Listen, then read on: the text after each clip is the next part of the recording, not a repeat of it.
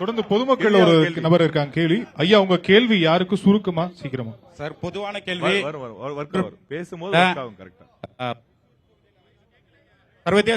சர்வதேச விமான நிலையம் அமைக்கப்பட சொல்லியிருந்தாங்க, அனுமதி கொடுக்கல.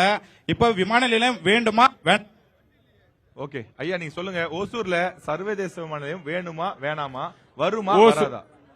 ஓசூர்ல சர்வதேச விமான நிலையத்தை எங்களுடைய மாண்புமிகு திராவிட மாடல் ஆட்சியினுடைய நாயகர் எங்களுடைய தளபதி தான் அறிவிச்சார்.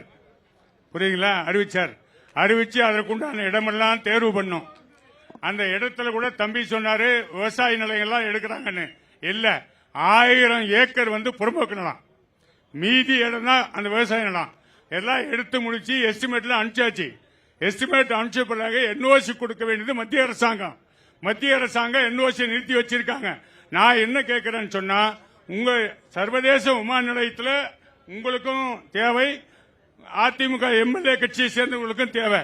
நான் ஒன்னு கேட்கறது, நாங்க மட்டும் குரல் கொடுக்கிறோமே, நீங்க ஏன் ஒதுங்கி நிக்கிறீங்க? என்ன காரணம்? ஏற்கனவே நாடாளுமன்றத்தில் குரல் கொடுத்து ஏற்கனவே கொடுத்துச்சு. நீங்க விமான நிலையம் வந்துட்டா சார், விமான நிலையம் வந்துட்டா சரி,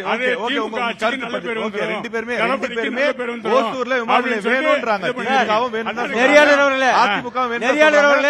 ஏற்கனவே நாடாளுமன்றத்தில் குரல் கொடுத்து விட்டேன். நான் கொடுத்தாலே எங்கள் பொதுச் செயலாளர்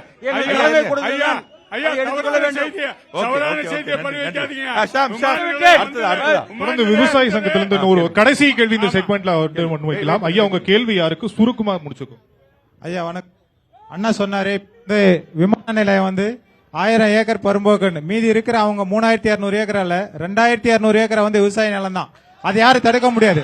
நான் என்ன சொல்றேன்னா, கிருஷ்ணகிரியில எல்லா நிலமும் இருக்கு, எல்லா விவசாயமே பண்றாங்க. கிருஷ்ணகிரி மாவட்டத்தில் தான் காய்கறி வெளிநாட்டுக்கு எல்லா இடத்துக்கும் ஏற்றுமதி பண்ணிட்டு இருக்காங்க. விவசாயத்தை அழிச்சு ஏர்போர்ட் வேணாம்னு நினைக்கிறோம் நாங்க. இதுதான் நாங்க சொல்றோமே தவிர, ஏர்போர்ட் வேணும், இதை ஒசூருக்கே வேணாம். இன்னும் கிருஷ்ணகிரி தள்ளி போச்சம்பள்ளி ஊத்தங்கரத்து சைடு கொண்டு வாங்க.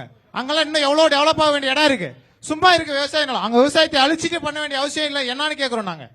அங்க அது மட்டும் இல்லாம இப்ப ரோடு எந்த இடத்துல சொல்றீங்க? இப்ப ஒசூர்ல விமான நிலையம் சொல்றீங்களா சார்?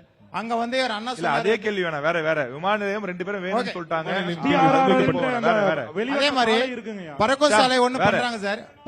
பறக்கும் சாலை ஒண்ணு வேற யாருக்காவது கேள்வி இருக்கா? இல்ல முடிச்சுக்கலாம்.